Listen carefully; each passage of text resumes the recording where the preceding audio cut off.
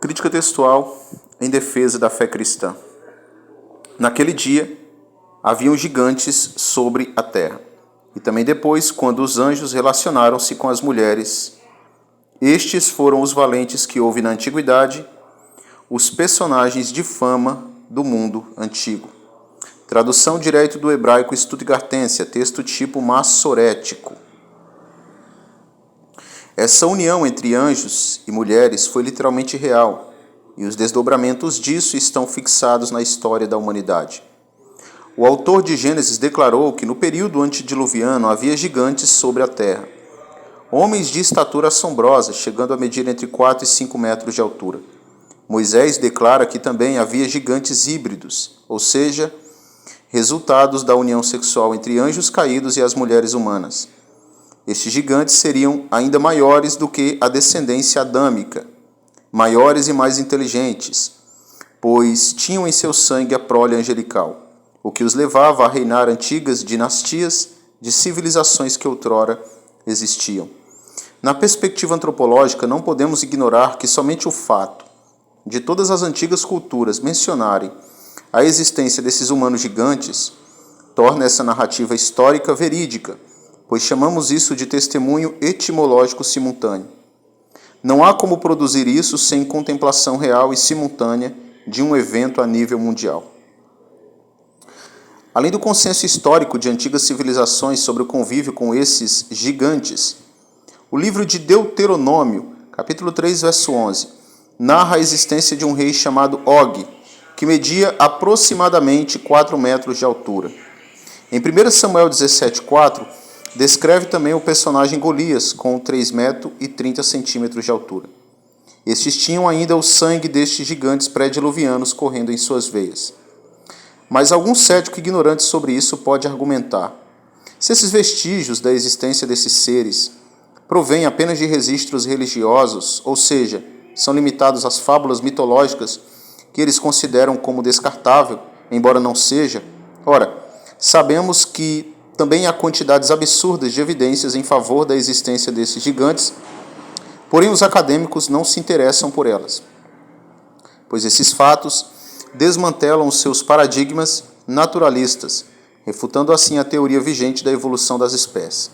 Aqui nesse artigo quero apontar algumas evidências na área da arquitetura e das construções antigas.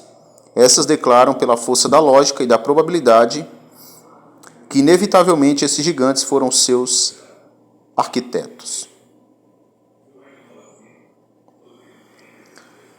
Temos aqui, essa é uma das 3 colunas do templo pagão de Júpiter, em Baalbek, no Líbano. Sua construção, como fundação do templo, remonta a 4.000 anos atrás, pois os arqueólogos reconhecem que as pedras que compõem a parte superior da estrutura data da era imperial romana.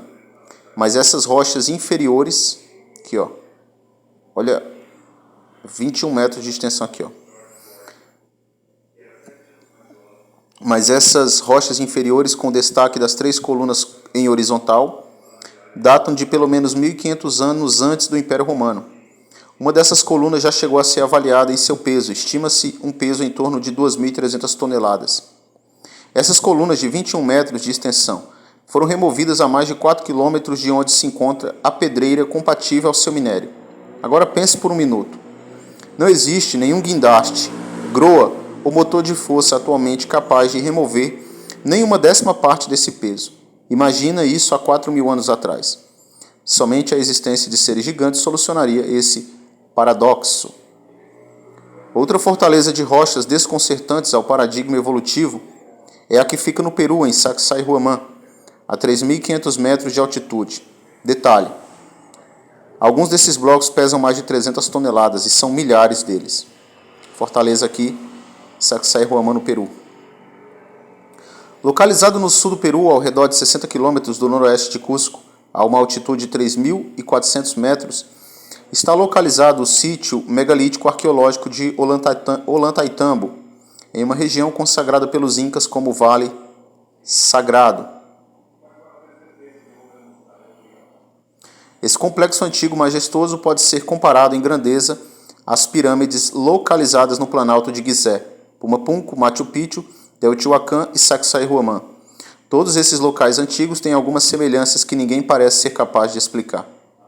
Como o povo antigo foi capaz de extrair de uma antiga pedreira, cortar, transportar e construir os seus feitos em blocos de pedra que pesam mais de 50 toneladas? Onde é que o homem antigo obteve conhecimento necessário para fazer tudo isso? No Ollantaytambo temos incríveis detalhes dessa construção que também são encontradas em Pumapunku, Tiwanaku, Sacsayhuaman, paredes que são formadas com tanta precisão que nenhuma única folha de papel cabe entre elas. Estes aqui são os megálitos de Pumapunku, no México. São outro exemplo enigmático dessas construções colossais, que só a interpretação dos gigantes, como os seus autores, faz sentido. Afinal, essa é sempre a narrativa de seus circunvizinhos nativos. Essas rochas são extremamente pesadas. Algumas chegam entre 200 e 250 toneladas. São várias. Aqui não funciona aquele velho argumento clássico da arqueologia tradicional, de que foram rolados usando troncos de árvores, pois este lugar aqui é um dos mais altos da Terra, a mais de 4.000 metros a nível do mar. O ar é rarefeito e não cresce árvores, sendo, portanto, uma interpretação que serve-se como subterfúgio acadêmico, que visa ignorar as implicações dessas maravilhosas proezas arquitetônicas. Este é o famoso monumento de Stonehenge, na Inglaterra, em Wiltshire, na costa do país galês. Os blocos do centro têm 50 toneladas, esses do meio, enquanto os horizontais têm cerca de 20 toneladas. Apesar das várias teorias existentes que pretendem elucidar o mistério, um documento manuscrito inglês do século XI declara que uma gigante de nome Merlin foi quem construiu. Obviamente, tais créditos são ridicularizados no meio científico. Mas, segundo seus próprios estudos, a composição mineral dessas rochas se encontra a 230 quilômetros de distância em Gales. Então, como podemos acreditar que há mais de 3.000 anos, homens comuns removeram essas rochas por tantos e tantos quilômetros, sem uso de guindastes? E pior ainda, como eles elevaram as rochas horizontais que circundam o monumento? Isso os próprios pesquisadores não fazem a mínima ideia. Mas por que será? Não seria porque a única razoável maneira de entendê-los seria acreditando a literatura antiga das culturas responsáveis por suas construções? Fora estes megálitos surpreendentes, existem centenas de outros espalhados por todo o mundo, como as pirâmides de Gizé, Quelfos, os megálitos de Tiwanaku, as pirâmides do México, os moais da Ilha de Páscoa, os megálitos da Ilha de Malta, na Grécia, as grandes bolas esféricas da Costa Rica, as construções monumentais da Índia, etc. Tudo isso nos leva instintivamente a questionamentos como: quando exatamente? Qual o método? Qual a tecnologia usada para deslocar essas rochas? E por que os antigos escolheriam o jeito mais difícil de se construir? Essas fortalezas de rochas colossais são literalmente impossíveis de serem transportadas hoje em dia, mesmo com toda a tecnologia disponível em nosso meio. Todavia, se admitirmos a verdade sobre os gigantes, aí as fichas começam a cair e as perguntas a encontrar respostas. Enquanto a arqueologia relutar em considerar essas evidências, vão continuar no campo do enigmático e do paradoxal. Esse estudo é de suma importância porque ajuda-nos, a nós cristãos, combater e refutar o evolucionismo periódico que subverte a educação em nosso redor, pois a teoria pressupõe desconstruir gradativamente a narrativa bíblica, e nosso compromisso é anunciá-la indiscriminadamente a todos, até mesmo aqueles que se declaram céticos. Mas como eles ouvirão, se não dominarmos algum tipo de conhecimento científico para levá-los, ao menos, à reconsideração de suas ideias sobre a origem da vida?